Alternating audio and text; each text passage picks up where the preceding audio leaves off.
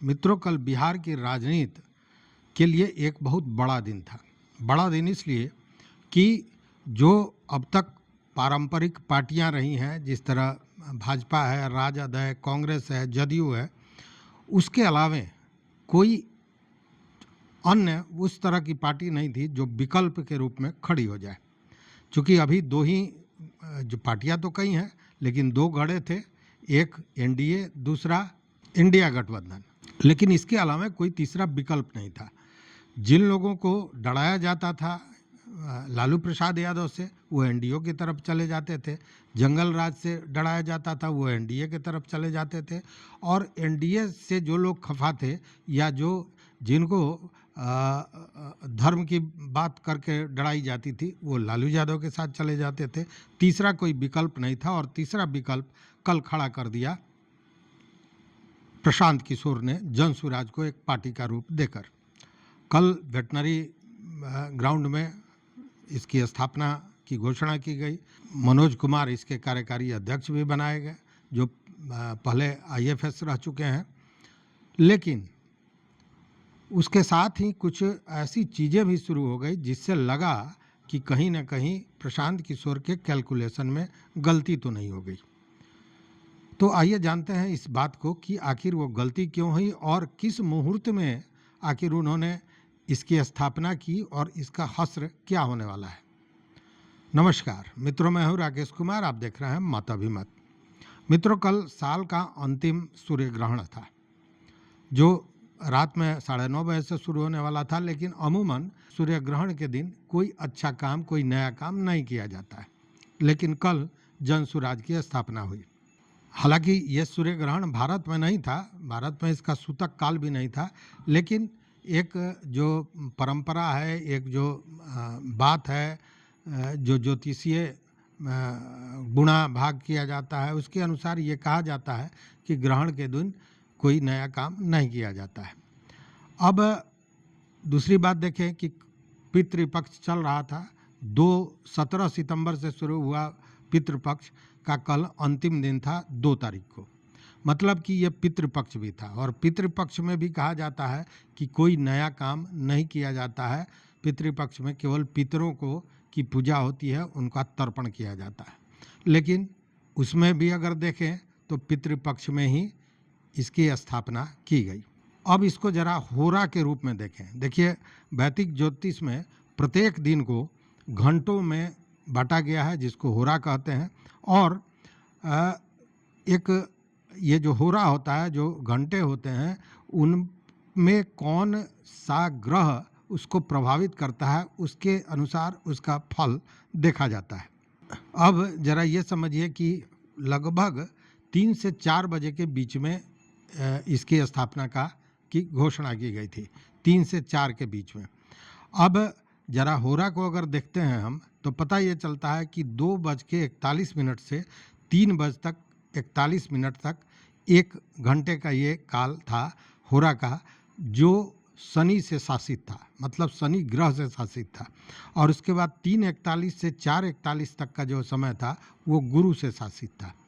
अब शनि से शासित का क्या मतलब होता है, इसको भी समझें कि और जो होरा शनि से शासित हो, उसमें बताते हैं ज्योतिष का की ये गणना है कि व्यवसाय, घरेलू गृहस्थी, सफाई आदि का काम किया जाता है। और यह भी रात्रि काल में ज़्यादा एक्टिव होता है, मतलब दिन में यह बहुत एक्टिव नहीं रहता है।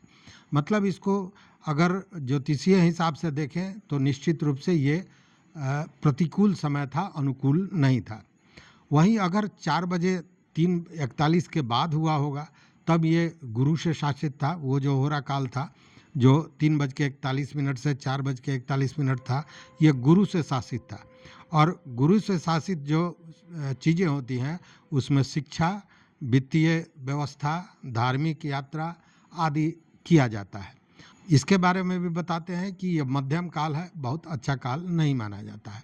मतलब कि मैंने कहा कि 1-2 ग्रहण, दूसरे पितृपक्ष और तीसरे होरा के रूप में भी अगर देखें तो ये मतलब 2:41 से 4:41 तक ही रहा होगा।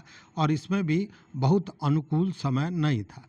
अब एक चौथी पद्धति भी देखते हैं, और वो होता है चौघड़िया।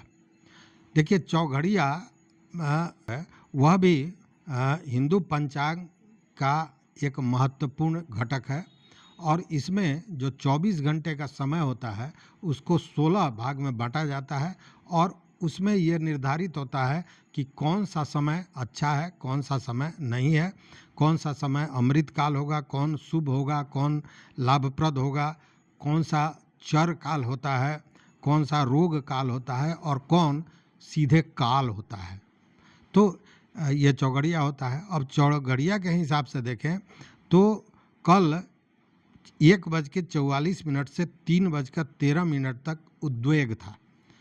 मतलब इस काल में कोई भी काम किया जाएगा तो उद्वेग पैदा होगा, और फिर 3:13 से 4:42 तक यह चर काल था। यह भी मध्यम श्रेणी का काल था, बहुत अच्छा काल नहीं था।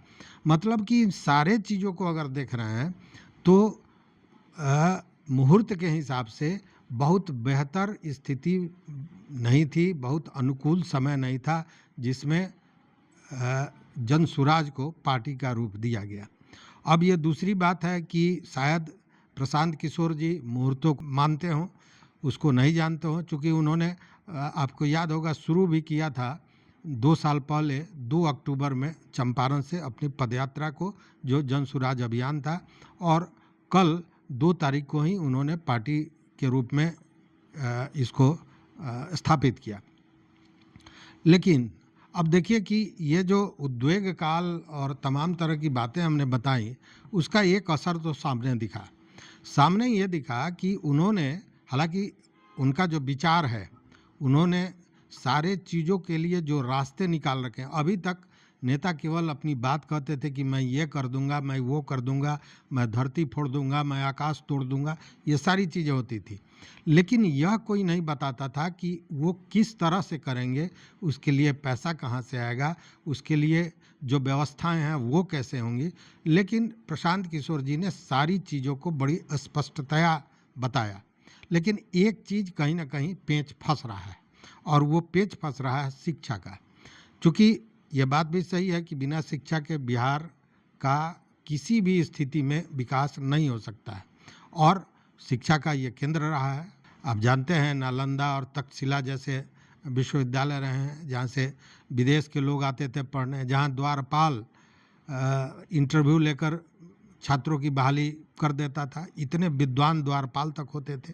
ये सारी कहानियाँ हैं और सारे चीज़ों को आप भी जानते हैं। लेकिन अभी जो वर्तमान की शिक्षा स्थिति है वो क्या है, वो भी बेहतर जान रहे हैं। और प्रशांत किशोर जी का जो ये मानना है कि अगर शिक्षा को व्यवस्थित कर दिया जाए तभी बिहार का विकास होगा, और उसके लिए उन्होंने रास्ता निकाला शराबबंदी। कई वीडियोस ऐसे आए हैं, कई लोगों का ये कहना है कि शराबबंदी को हटाने की बात जो प्रशांत किशोर जी कर रहे हैं वह आधी आबादी को नहीं पचेगा। और ये चीज़ें देखने में भी आई, और ये सारी चीज़ें कई इंटरव्यू में, कई वीडियो में देखने को आया है कि जो महिलाएं उस रैली में आई थी उन्होंने भी कहा कि अगर शराबबंदी को हटा लेते हैं तो हम इनका साथ नहीं देंगे। इस तरह की का वीडियो भी कई वीडियो वायरल है। तो कहने का मतलब यह है कि शराबबंदी को हटाकर उस जो घाटा सरकार को हो रहा था उसको वो पढ़ाई में लगाना चाहते हैं, शिक्षा व्यवस्था में लगाना चाहते हैं, और उससे उनका ये कहना है कि 5 से 10 वर्षों के बीच में एक आमूल-चूल परिवर्तन हो जाएगा, शिक्षा व्यवस्था में परिवर्तन हो जाएगा।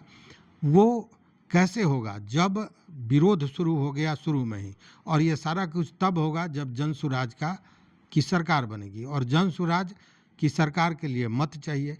और आधी आबादी जो महिलाओं की आबादी है जो शराबबंदी को लेकर नीतीश कुमार के पक्ष में गई थी, अब जब शराबबंदी हटाने की बात आ रही है तो वो जो रैली में आई थी उन महिलाओं ने भी इसका विरोध कर दिया। तो ये देखने वाली बात है कि इसको लेकर प्रशांत किशोर जी क्या सोचते हैं और किस तरह अपना गुणागणित बैठाते हैं। हालांकि उन्होंने जो भी रास्ते बताए हैं वो निश्चित रूप से बेहतरीन है, लेकिन शराबबंदी से जो घाटा होगा, जो लाभ होगा, वो भी देखने वाली बात है।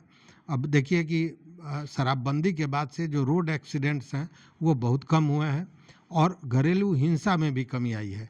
यह दूसरी बात है कि घर घर शराब बिक रहा है, सप्लाई हो रही है, लेकिन उसके बावजूद भी शराबबंदी के डर से लोग डरते हैं, कोई खुल के सामने नहीं आता। लेकिन शराबबंदी जब हट जाएगा तो फिर पियक्कड़ों का जमावड़ा सड़क पर होने लगेगा, इससे भी इनकार नहीं किया जा सकता है। तो देखने वाली बात होगी कि यह जो मुहूर्त का खेल है ये अपना रंग दिखाता है या फिर प्रशांत किशोर जी कुछ नया सोचते हैं या इसका कोई दूसरा काट निकालते हैं। मान लीजिए कि हट जाए, शराबबंदी हटा भी ली जाए तो इस तरह का कुछ प्रावधान किया जाए कि सड़क पे और जो नागिन डांस हुआ करता था शादी बारात में, ये इन सारे चीज़ों पर रोक लगाई जा सके। तो देखते हैं आगे क्या होता है। आप भी देखते रहिए मत अभिमत और अपना विचार जरूर दीजिए। मित्रों, चैनल पर नए हो तो लाइक कीजिए, सब्सक्राइब कीजिए, दोस्तों के साथ शेयर कीजिए और अपना विचार अवश्य दीजिए। बहुत बहुत धन्यवाद, बहुत बहुत धन्यवाद।